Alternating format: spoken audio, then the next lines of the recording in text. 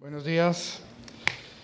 Bienvenidos a la sesión de inauguración, tanto al público asistente como a mi compañera de mesa, que es María Andrés, la directora de la Oficina del Parlamento Europeo en España.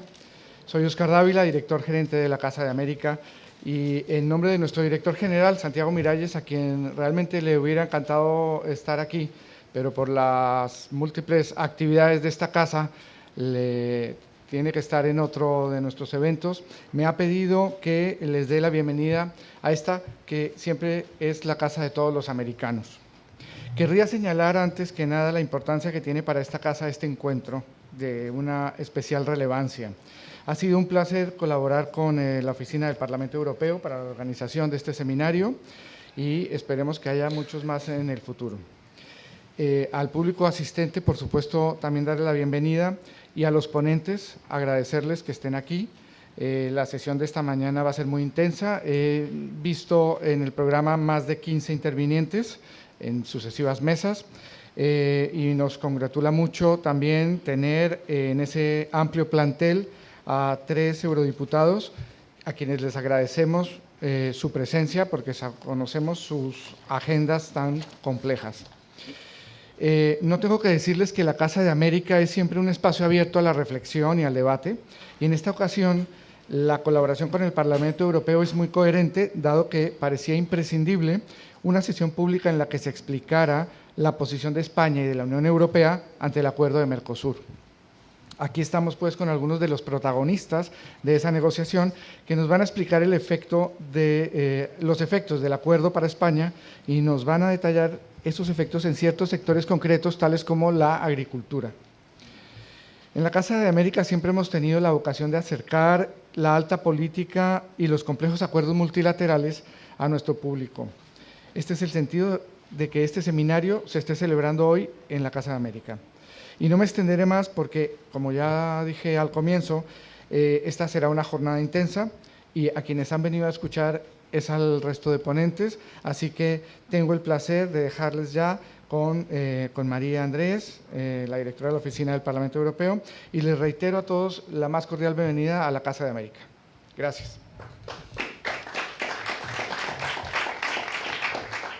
Muchísimas gracias, Óscar. Bueno, yo poco más tengo que añadir porque además no quiero robarle un minuto más a los ponentes de esta conferencia que a mí me parece especialmente interesante y sobre todo delante del público en el que estamos, porque quería decir, lo único que yo quería señalar es que aquí no hemos hecho una invitación simplemente abierta a todo el mundo que ha querido, o no solo a través de una nota de prensa, sino que hemos cuidado mucho todo tipo de asociaciones, embajadas, ministerios, organizaciones y empresas a las que hemos hecho una labor de intentar convencer para que estén aquí con nosotros porque tienen un interés especial, con lo cual tenemos un público de lujo. Ustedes, en el fondo, son el gran valor añadido de esta conferencia de hoy, no solo los ponentes.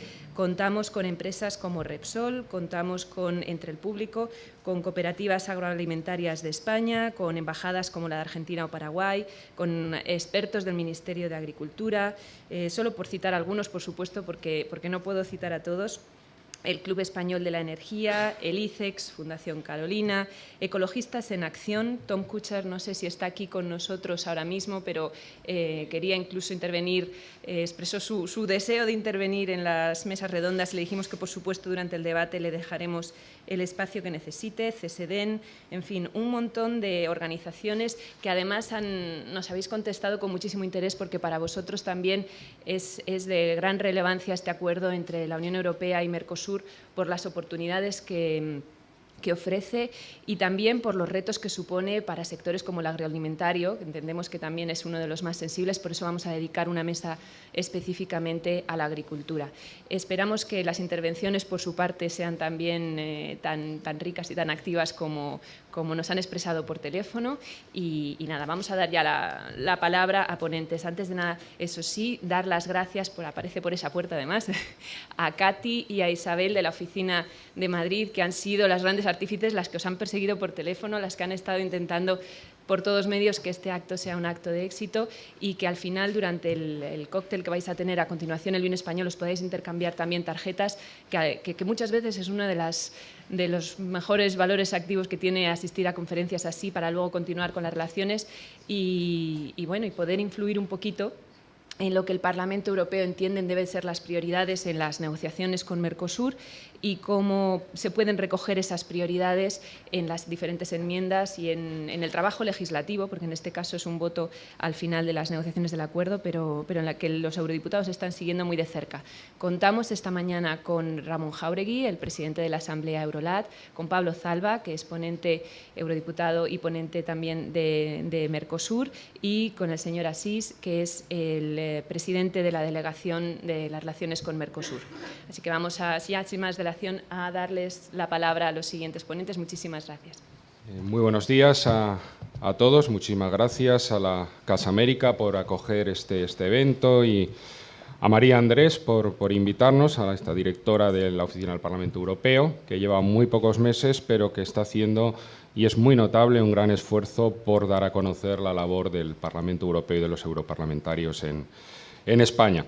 Bueno, en primer lugar tenemos la primera mesa ahora mismo, que es la Unión Europea como potencia comercial, los ventajas y los peligros de los próximos tratados de libre comercio, es decir, estos tratados como el TTIP, que ya saben que es está causando bastantes problemas, Mercosur, China, Canadá y Asia-Pacífico. Tenemos con nosotros en esta mesa, y eso sí les voy a pedir a todos los ponentes, en brevedad, ellos ya lo saben, a Federico Steinberg, que es profesor de análisis económico de la Universidad Autónoma de Madrid e investigador del Real Instituto Elcano. Y a mi izquierda tengo a Fatxi Pusterla, que es economista líder del Banco Interamericano de Desarrollo en España. En esta mesa, la Unión Europea como potencia comercial, simplemente decirles que es la primera potencia comercial del mundo, con un 16,5% de las importaciones y exportaciones mundiales, uno de cuyos principios fundamentales es el libre comercio. Entonces, les voy a lanzar yo ya unas preguntas a nuestros ponentes. ¿Está en declive realmente esta zona comercial? ¿Debe reajustar sus estrategias entre la nueva realidad política? ¿Cómo puede afectar el Brexit a la política comercial de la Unión Europea y al Mercosur? En este caso, ¿es posible un TTIP antes de la marcha de Obama, tras ver la oposición de Francia al acuerdo? ¿Cómo puede la Unión Europea compensar las pérdidas que provoca la globalización para evitar una vuelta al proteccionismo? ¿Qué significaría para el libre comercio la hipotética llegada de Trump a la Casa Blanca? Y, bueno, si es posible un acuerdo entre la Unión Europea y Mercosur, una Unión Europea con 750 millones de consumidores y un Mercosur con 250 millones, tras 20 años de negociaciones, con divisiones internas en el bloque latinoamericano y las distintas percepciones que vemos en los 28 o 27, según como lo veamos, Estados miembros de la Unión Europea. Y, por último, me gustaría lanzarles, son muchas preguntas, ustedes contesten a las que puedan. Se habla de ratificar los tratados. Hemos visto como el CETA, este tratado de libre comercio con Canadá, se habla de que hay que ratificarlo mediante referéndum. ¿Es viable este tipo de ratificación mediante referéndum? ¿Se puede o se debe evitar? ¿Cómo lo ven ustedes? Y si estamos preparados para ese acuerdo comercial con China. Pues tiene la palabra, en primer lugar, a mi derecha, Federico Steinberg. Adelante, Federico. Muchísimas gracias, buenos días. Gracias por la organización, a la Oficina del Parlamento de Madrid y a la Casa de América por acogernos. Y bueno, yo lo que tenía planteado era hacer un pequeño marco general en el cual luego van a caer muchas de las discusiones y reflexiones que vamos a tener a lo largo del día. Y voy a intentar contestar algunas de las preguntas mientras avanzo por ellas.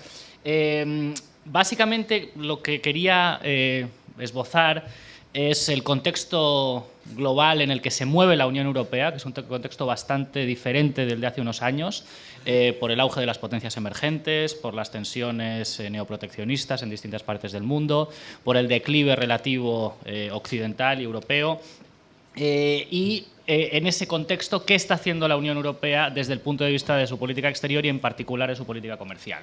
A través de desde la comunicación, digamos, nueva comunicación de comercio de la Comisión, hay un cambio de enfoque, también hay una manera acelerada de intentar recuperar cierto tiempo perdido con acuerdos preferenciales, dado que Estados Unidos se puso las pilas un poquito antes. Y bueno, cómo estamos en eso y cómo interacciona eso con la opinión pública, que es especialmente relevante.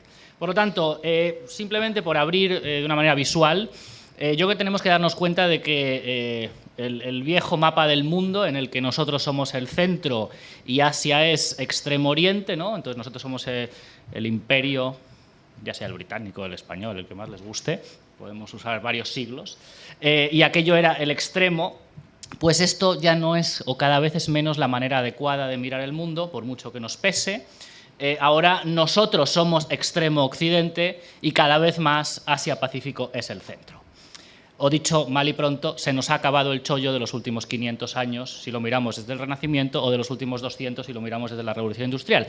Esto no es ni bueno ni malo, es básicamente así, y bueno, pues hay que lidiar con ello, ¿no? Estados Unidos tiene una ventaja, como saben, que es una potencia del Pacífico, además es una potencia del Atlántico. Nosotros somos una potencia del Atlántico. Y aunque las distancias en la globalización se han reducido, por lo tanto esto no es tan relevante como cuando se tardaban meses en cruzar al otro lado, pues esto hay que tenerlo en cuenta porque el epicentro de la actividad económica y geopolítica mundial se está trasladando rápidamente hacia esa zona.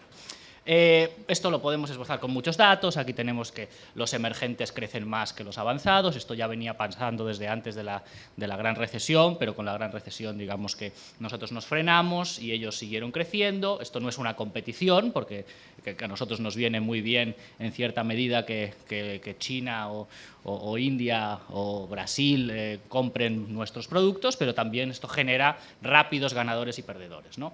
Y digamos, el peso de las economías emergentes en el PIB mundial ya es más del 50%. Esos son datos conocidos, así que no me detengo mucho en ello. Por lo tanto, en síntesis, tenemos un mundo en acelerada convergencia entre ricos y emergentes, con algunos descolgados, que son los países más pobres, que se localizan en África subsahariana y en Asia Central, los Afganistanes, etcétera, y algunos países de África subsahariana, pero en general un mundo en convergencia, un mundo cada vez menos occidental, whatever that means, ahí podríamos tener un seminario entero de eso, pero bueno, porque la globalización ha ido acompañada de una occidentalización de valores importante.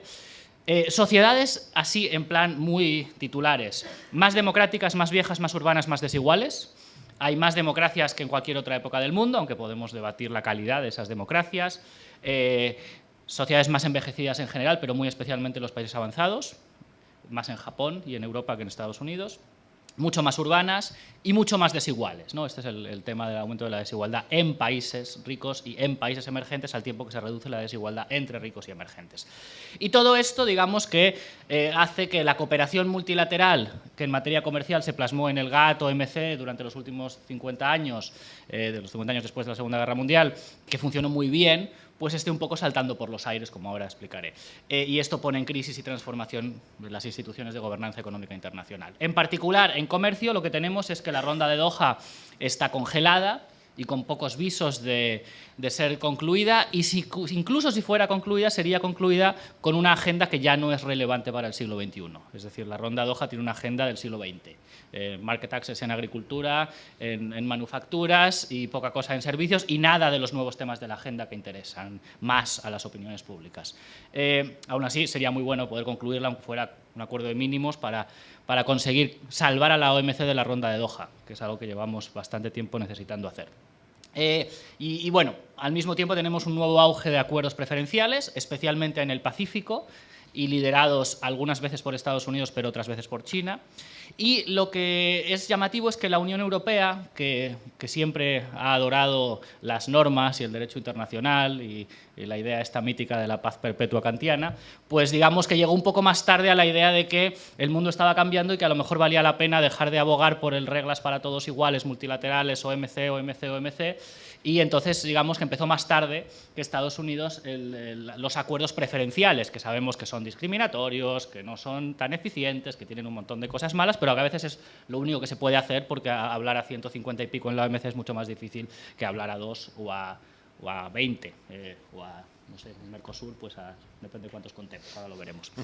Y entonces, bueno, a partir de ahí hay una nueva estrategia comercial que se sintetiza en la estrategia de la Comisión Trade for All, que además intenta modernizar algunos de los aspectos más controvertidos, con una nueva estrategia para el arbitraje de inversiones. Estamos en un mundo de cadenas de valor global, estamos en un mundo en el cual el comercio, digamos, la inversión tira del comercio, más que en el pasado, cosa que es nuevo. Estamos en un mundo en el cual la propiedad intelectual y la protección de las inversiones en los acuerdos comerciales son mucho más relevantes que el mero acceso a mercados, porque los aranceles ya son más bajos. O sea que hay una nueva estrategia bastante bien planteada y que yo creo que, bueno, ha ido acompañada de, pues primero el acuerdo con Corea, pero luego una serie de acuerdos que ahora detallaré, que están básicamente en negociación. El más importante de los concluidos, aparte de Corea, que es 2007, es el de Canadá, que está pendiente de ratificación. Algunos mapas, pues la Unión Europea, como ya se ha dicho, es el mayor comerciante del mundo. Y aquí tenemos socios principales, tampoco me voy a detener mucho y dejaré la presentación para quien la quiera. Acuerdos comerciales bilaterales, pues tenemos o estamos negociando con bastante gente. Lo que pasa es que los que tenemos concluidos, que son los rojos, bueno, pues no ocupan las zonas más importantes. Querríamos cerrar Canadá rápidamente, ratificar Canadá, querríamos cerrar TTIP. Habría que plantearse qué hacemos con China. No hay ganas de hacer un acuerdo de libre comercio con China, por motivos obvios, pero bueno, hay que pensar cómo vamos a hacer con China. Seguimos siendo la principal potencia comercial en bienes y en servicios, esto lo paso rápido, y lo que tenemos es una agenda de negociación en curso que básicamente es un exceso de carga laboral para la pobre gente que se dedica a las negociaciones comerciales. La verdad, esto hay que decirlo, es agotador y por eso sería mucho más fácil si en la OMC pudiéramos hacer las cosas multilateralmente. Aquí está el listado. Es muy amplio, en curso con Estados Unidos, con Japón, India, Malasia, Vietnam, Tailandia, de inversiones con China, en fin, no me meto en todos los detalles porque vamos a hablar sobre todo de Mercosur, pero de lo que se trata es de que todos estos acuerdos, por una parte, son muy necesarios para conseguir reimpulsar el lento crecimiento económico europeo, pero por otro lado aparecen en un momento en el cual tenemos unos movimientos anti-libre comercio, anti-globalización, de neoproteccionismo cada vez más fuertes, que han encontrado en el TTIP y por extensión en el CETA un punto focal sobre el que verter básicamente todas sus frustraciones, ansiedades y cabreos que no van a poder verter contra otras cosas, ¿no? La gente está enfadada porque el cambio tecnológico le quita trabajos, porque la desigualdad aumenta y no saben muy bien por qué, porque creen que las políticas de austeridad han sido demasiado duras con ellos en particular, porque piensan que en términos de expectativas sus hijos vivirán peor que ellos, pero claro, como uno no va a ir a una manifestación contra el cambio tecnológico, pero sí puede ir a una manifestación contra el TTIP, aunque no esté muy claro qué significa el TTIP de alguna manera se ha convertido en este punto focal, porque si no, no se entiende, ¿no? La mayoría de la gente que lleva el no al TTIP, pues si le preguntas en detalle no está muy claro por qué es, pero es esa sensación, ¿no? Entonces, es en este contexto en el que la Unión Europea tiene, y termino, que intentar en este declive estructural que tiene, mantener su peso en comercio, que es algo que no sería difícil si lo hacemos bien. Tenemos una nueva realidad geopolítica que nos obliga a repensar y tener una estrategia comercial tal vez un poco más agresiva de la que hemos tenido. El tema del TTIP es el que se ha convertido en el más polémico, pero no es necesariamente el más importante y además, como planteabas, si gana Trump yo creo que nos podemos olvidar. Pero si no, a mí lo que me parece es que el TTIP no está muerto, ni mucho menos, y lo que se hará muy posiblemente es dejarlo, aprovechando que la negociación es muy compleja y que es muy poco realista tener un final de la negociación como estaba previsto para finales de este año, porque los temas son muy amplios y hay temas donde precisamente, y en contra de lo que se dice, la Unión Europea no se ha puesto al servicio de los lobbies norteamericanos, sino que mantiene una postura muy firme y por eso los acuerdos no están cerrados, porque estamos viendo en qué se cede y en qué no se cede y a cambio de qué, pero tenemos esta sensación en la cual tal vez, como hace falta más trabajo técnico y como tenemos a principios del año que viene y mediados 2 elecciones importantes en Francia y Alemania, tal vez pueda valer la pena que el TTIP se siga negociando más tranquilo para tener un TTIP ambicioso, que es lo que interesa a la Unión Europea. Básicamente no he hablado de Mercosur porque ahora le dejo a Fazia, que tiene muchísimos más datos que yo sobre este asunto, que continúe. Gracias. Pues muchas gracias, Federico. Has clavado el tiempo, así que se agradece y además muy interesante. Tenemos ahora con nosotros a Fazia Pusterla, que probablemente va a incidir más en el papel del Mercosur y sobre todo nos va a explicar algo sobre el Banco Interamericano de Desarrollo. Sí, te la estoy abriendo. Nos cambiamos. Vale.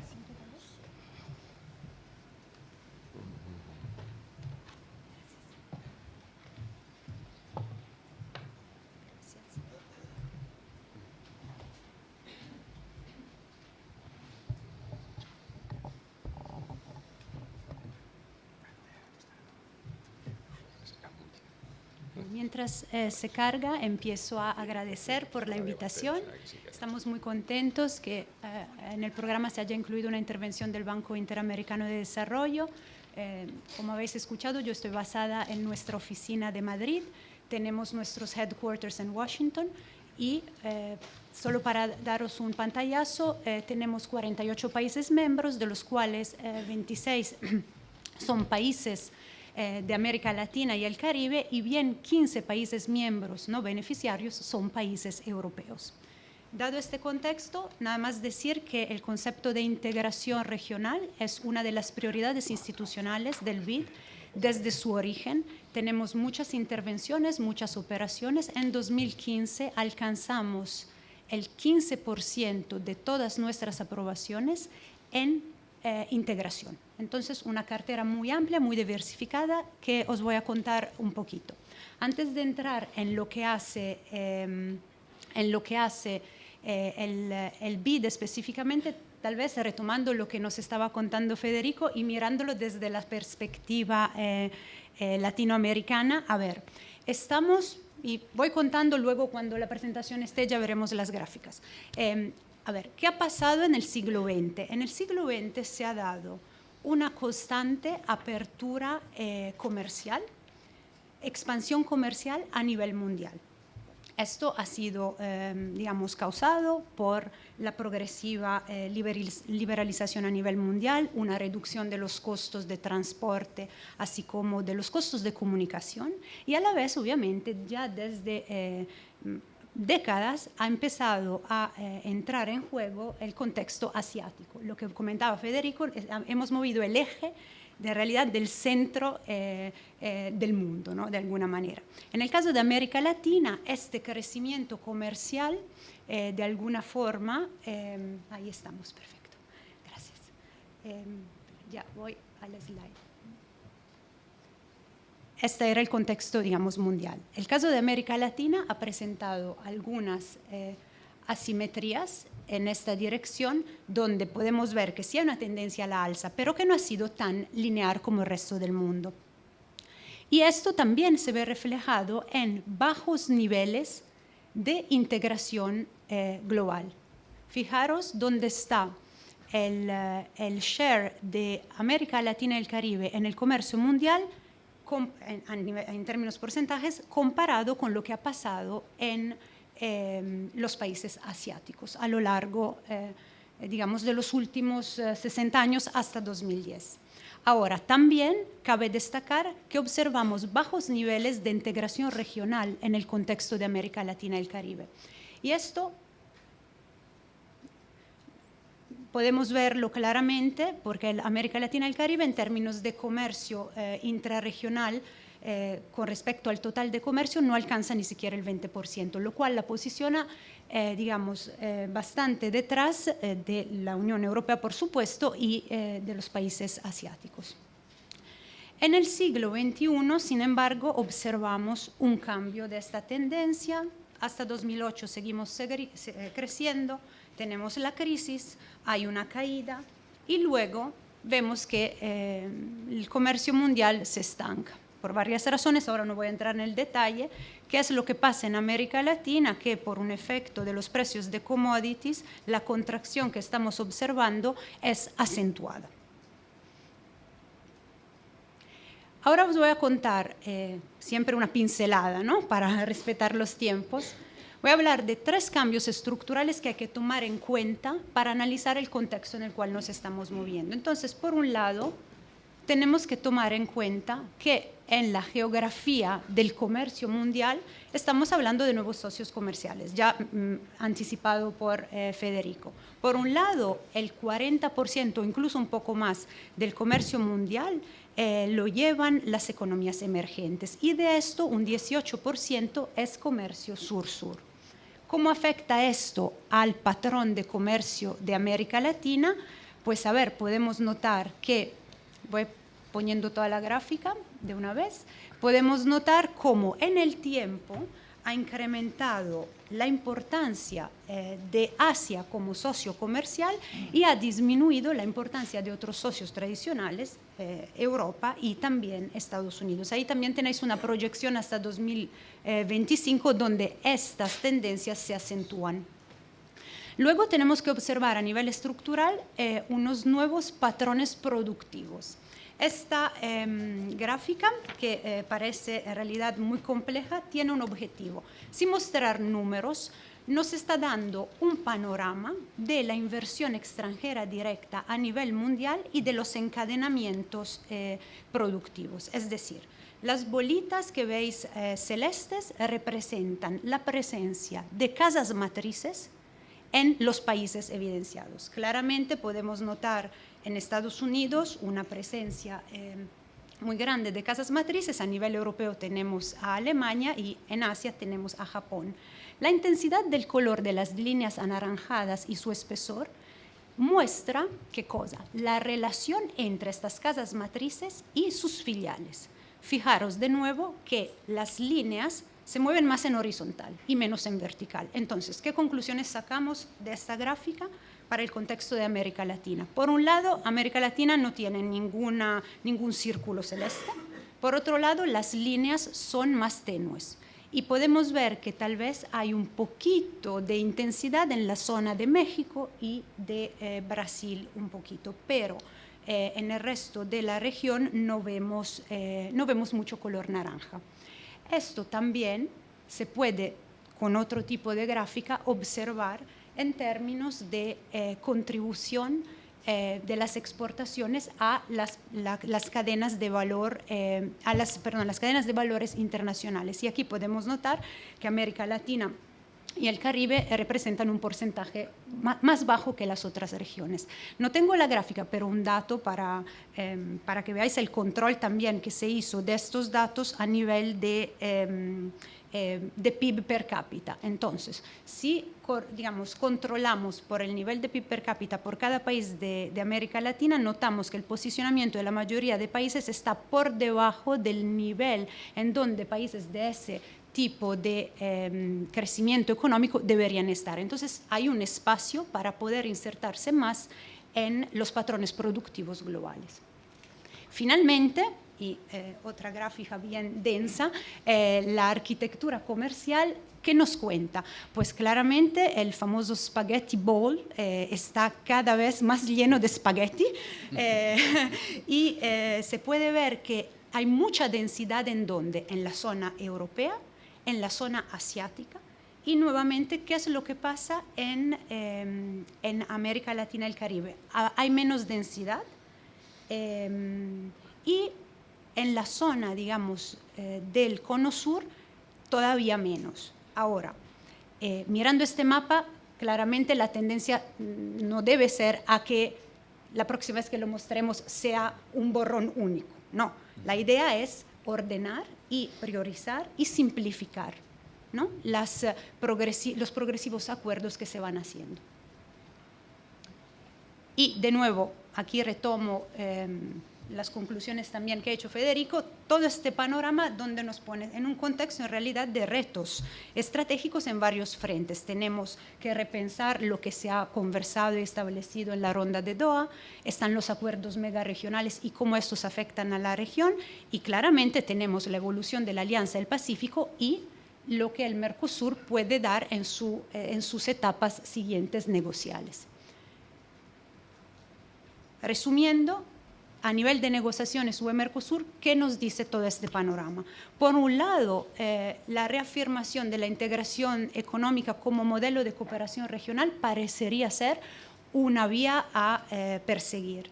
Por otro lado, en un momento donde tenemos cambios estructurales e institucionales importantes en ambas regiones, tal vez consolidar las relaciones entre Unión Europea y los países de la región puede también ser deseable. Al mismo tiempo, por otros estudios que aquí no he mencionado, América Latina y el Caribe necesita urgentemente diversificar su producción comercial. Entonces, la apertura puede ser una manera para conseguir este objetivo. Y finalmente, como decía antes, si el objetivo es un poco ordenar todo lo que es el multilateralismo comercial, acuerdos de alto nivel podrían apoyar en ir en esta dirección.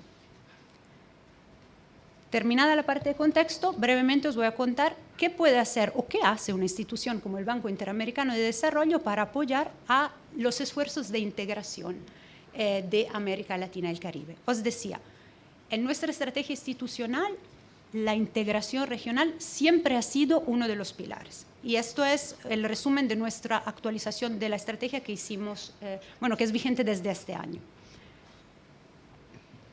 En términos de intervenciones, tenemos intervenciones financieras y no financieras e intervenimos en varios ámbitos. Básicamente para atacar cuáles barreras. Aparte de las barreras tradicionales de comercio, las tarifarias, también tenemos muy presentes barreras que son las de, por ejemplo, información y comunicación, todas las barreras administrativas y regulatorias y, desde luego, todas las barreras físicas. Entonces, voy a pasar a esta operación y me enfoco entonces en ejemplos. Por el lado de barreras de información regulatorias, tenemos las intervenciones que definimos de software. Como podéis ver, los numeritos indican el número de operaciones e intervenciones que tenemos en la región. Esto es un resumen de los últimos 5 años. Tenemos una cartera amplia de más de 5.000 millones, 160 proyectos y nos enfocamos en qué cosas, en intervenciones para desarrollo del sector privado, para facilitar exportaciones, hacemos mucho trabajo sobre marcos regulatorios, aduanas, ventanillas únicas de comercio y todo lo que tiene que ver con facilitaciones comerciales. En términos, obviamente, de infraestructura física, aquí ya hablamos de, obviamente, grandes infraestructuras o tal vez complementarias que puedan facilitar la conectividad entre la región. Entonces tenemos intervenciones en el ámbito de la logística, transporte, energía, telecomunicaciones y también otros. Aquí también, como veis, una cartera amplia en términos de numerosidad de proyectos inferior porque son proyectos más grandes, pero estamos hablando de más de 9.000 millones. Finalmente, hablamos de la componente de asistencia técnica. Entonces, ¿en qué apoyamos? Y hemos, por ejemplo, apoyado en el pasado en rondas de negociaciones Mercosur-Unión Europea. Apoyamos en diálogos del sector público y sector privado en varios contextos. Por ejemplo, tenemos apoyo técnico para organizar rondas empresariales, para organizar cumbres de ministros, para discutir varios temas que tengan que ver con la integración. En el caso de los acuerdos Mercosur-Unión Europea, en el pasado habíamos dado asistencia técnica, por ejemplo, para fortalecer la Secretaría del Mercosur. Tenemos varias iniciativas y alianzas con muchos socios, como podéis ver claramente también con los socios europeos, donde tenemos proyectos que cofinanciamos y uno reciente que estamos preparando es un proyecto para la frontera entre Nicaragua y Costa Rica que se está preparando y debería ser aprobado brevemente. Y por último, y aquí os dejo, obviamente, todo lo que es generación y diseminación de conocimiento es muy relevante. Todo lo que os he presentado antes es fruto de investigación que hacemos internamente en el BID y, por supuesto, con socios académicos y no solo académicos, también institucionales. Entonces, tenemos, por supuesto, una gran producción de estudios, una base de datos interactiva sobre el comercio en América Latina, programas de capacitación que damos a oficiales y pública administración sobre temas negociales, sobre acuerdos. Y finalmente tenemos el Instituto para la Integración de América Latina y el Caribe, que es, entre otras cosas, el punto focal para recopilar información consolidada y homogénea sobre el Mercosur. tiene una publicación anual que da un resumen del estado del Mercosur a nivel económico y a nivel político. Pues aquí he terminado. Muchas gracias. Pues muchísimas gracias, Fazia, porque también te has ceñido perfectamente al tiempo estipulado. Y bueno, vamos a dar, si les parece, unos 20-25 minutos, unos 20 minutos máximo, preguntas al público. Si alguien quiere romper el fuego ya, y si no, yo les invito, porque sé que alguna de las preguntas que les he hecho al principio se han quedado en el tintero y me consta que Federico quiere contestar alguna. Bueno, es que yo creo, sí, me lanzo mientras se anima. Vale. Bueno, a ver, yo creo que hay algunas cosas que son muy relevantes y muy de actualidad, además teniendo Bratislava, la cumbre de Bratislava de la Unión Europea hoy. Entonces, por dar algunas pinceladas, la pregunta sobre Brexit y vinculándolo a la cuestión comercial, que es lo que nos trae aquí hoy.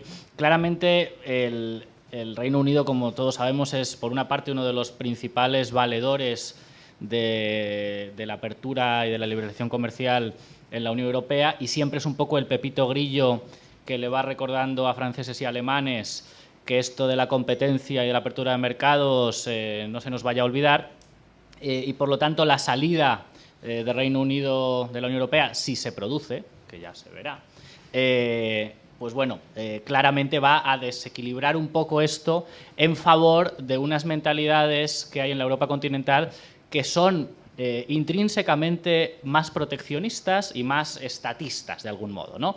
Entonces, esto yo creo que es una tendencia de largo plazo, si el Reino Unido sale, que hay que tener en cuenta y que puede restarle fuerza a toda esta estrategia comercial nueva. Y por otro lado, la salida del Reino Unido, y esto le perjudica más en concreto a España, lo que hace es reducir el peso de la visión atlántica europea, que por supuesto es algo que nos interesa a los españoles, a los portugueses, a los irlandeses y solía interesar a los británicos. Esto hay que tenerlo también en cuenta. Y a efectos de TTIP, yo creo que resta impulso político a las negociaciones de TTIP. No sé si sigo un poquito más o sí.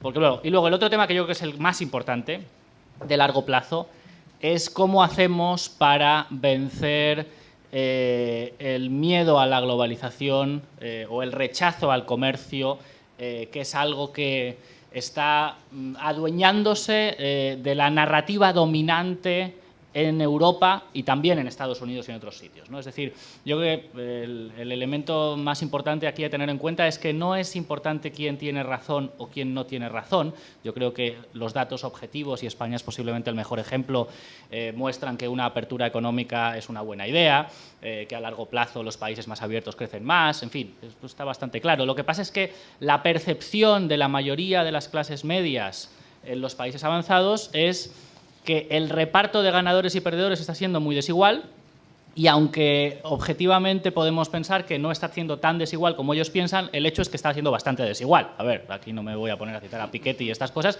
pero bueno, aquí hay un hecho. No sé si habéis seguido el debate del gráfico del elefante de Branko Milanovic, esto a lo mejor es un poquito ya técnico, pero vamos, en los últimos 30 años han ganado mucho los pobres de los países emergentes, ¿no? China ha sacado a 650 millones de personas de la pobreza, India 200, Brasil, etc.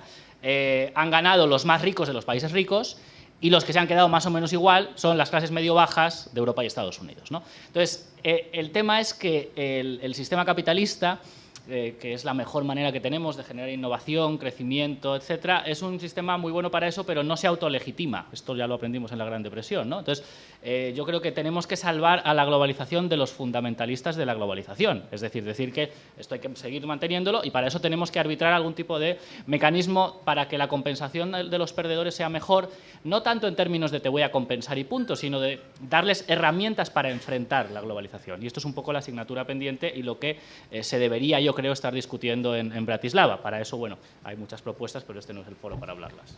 Incluso les invito a que lean el artículo que ha escrito hoy en el diario El País, Federico, que habla sobre esto. Fazia a lo mejor nos podría contar algo más sobre el acuerdo de Mercosur. ¿Usted lo ve realmente factible con esas negociaciones internas que vemos en Latinoamérica y las distintas percepciones, sobre todo en Europa, y alguna de ellas encabezadas por Francia? ¿Cómo lo ve? A ver, digamos, por un lado sabemos cómo han ido las negociaciones hasta ahora, han tenido un parón bastante fuerte. Hace un par de años habían todavía expectativas que pudiesen llegar a, digamos, a un éxito. Del lado de América Latina hemos visto grandes esfuerzos de diálogo en todos los países y gran interés a insertarse en los que son los diálogos de integración regional. Un ejemplo clarísimo son todos los avances hechos, por ejemplo, por la Alianza del Pacífico, que es un claro ejemplo de, yo diría, efecto Lego, es decir, un acuerdo moderno, construido paso a paso y de forma muy concreta, ¿vale? Los países del Mercosur, prácticamente todos, creo, salvo Brasil, son observadores de la Alianza del Pacífico y están interesados a canalizarse en este esfuerzo continuo de integración. Entonces, del lado de América Latina, yo diría que estamos en una dirección donde claramente hay una apertura de este tipo y muy concreta. ¿Vale? Entonces, pensando en los próximos pasos, sí es verdad, hay un debate político muy vivo, pero de alguna forma, y volviendo un poco al rol que puede tener el BID en estas negociaciones, tomarlo desde una perspectiva práctica y paso por paso puede ser el camino para llegar a objetivos, digamos, más concretos. Es decir, que ve usted que nos estamos desviando, América Latina se está mirando más al Pacífico ahora mismo que a Europa, si no relanzamos Mercosur. No, yo no creo que sean una alternativa, yo creo que son complementarios, desde luego. Y lo que estoy viendo y pudimos observar en el caso de la Alianza del Pacífico, que hay este tipo de actitud, que es gradual, que es paso a paso, que es muy concreta. Y eso lo observamos en los países mismos del Mercosur interesados en la alianza, en acercarse a la Alianza del Pacífico. En ese punto yo creo que efectivamente además algo se está moviendo y en particular hay una ventana de oportunidad básicamente porque Argentina pueda cambiar de postura, porque lo que hemos visto es que el gráfico que has montado de las cadenas globales de valor, Brasil está especialmente preocupado por quedarse fuera de las cadenas globales de valor. Lo que vemos básicamente es que las zonas que no se han insertado en las cadenas globales de valor son o bien porque no comercian en absoluto, como algunas zonas de África, o bien los que son exportadores de commodity. Si tú eres exportador de commodities, y esto es América Latina, Rusia y algunos países africanos a los que le va más o menos bien, entonces no necesitas insertarte en estas cadenas de valor donde, digamos, tienes distintos trozos del producto final hecho en distintos países y luego el ensamblado, porque al fin y al cabo tú vendes petróleo o vendes soja. El problema es que ante una perspectiva de precios bajos de las materias primas durante los próximos 20-25 años, porque las commodities siguen ciclos largos y acabamos de terminar el ciclo súper largo de los últimos 15, ¿no? Que terminó en 2013-2014, América Latina y en particular Brasil, que es una potencia con una visión estratégica en materia comercial y que piensan bien las cosas, está diciendo, bueno, nos vamos a quedar desenganchados si no nos metemos en otro tipo de acuerdos. Y para eso tenemos que reactivar nuestra relación, nuestros acuerdos preferenciales. Y como Mercosur no puede firmar nada con la Unión Europea si los demás miembros no quieren, se llegó incluso a plantear, bueno, pues a lo mejor tenemos que ir por libre porque puede ser más importante tener un acuerdo de Unión Europea-Brasil que mantener el Mercosur. Por suerte esto no ha ocurrido, Argentina ha cambiado de posición, pero ahora vuelven los viejos problemas de la agenda de siempre, que para resumir son agricultura y compras públicas y servicios. Es decir, Francia durante mucho tiempo se pudo permitir no decir nada del proteccionismo agrícola porque no hacía falta, como estaba bloqueado todo por Argentina, ¿para qué te vas a complicar la vida y ser el malo de la película, ¿no? Pero si estamos poniendo las cosas sobre la mesa, Mercosur ha hecho una oferta de apertura que cubre, si no me equivoco, 90% de productos y bueno, ya hay una cosa sobre la mesa y ahora un poco la pelota está en el tejado europeo y nuevamente más en el tejado del tema agrícola y por eso hablo de Francia, aunque España tiene importantes intereses ahí también, pero no tan enquistados.